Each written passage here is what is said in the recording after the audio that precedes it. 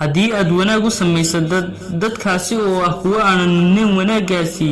ha ka shalaayin waayo waxa kaliya ee laynagu soo xasuusanaya ayaa ah wanaagideennii daryeel kuwa ku daryeela saamax kuwa ku dura kaalmee kuwa da'da ah yacni waayeelka ah kana fogow shakhsiyaadka ku danaynin maalmuhu way isgedgedinayaan ee ogow hadday maanta muruga ku hayso in ay beri tahay maalintii aad farxi lahayd suurtagal ma aha inaad qof kale furaha farxaddaada jeebkiisa u geliso oo aad isaga farxad ka sugto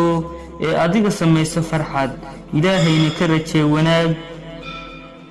ha ka cabsan fashilka iyo guuldarrada waayo fashilka la'aantiis guul lama gaadhi karo cabsiduna waa cadowga ugu weyn ee nolosheenna markasta oo ay noloshaadu u hanqal taagaysa hadafyadaada waa mar kasta oo ay noloshaadu sii dheeraanayso yacni ay hiigsanayso hiigsiyo fogfog marka ayna waxba kuu qorshaysnayn waxa aad la mid tahay sidii dooni dhexe haabaysa badweynta aananna lahayn meel ay ku xidhato markaasoo kalena waa daal iyo darxumo aanan manfac lahayn wasalaamu calaykum waraxmatullaahi wabarakaatuh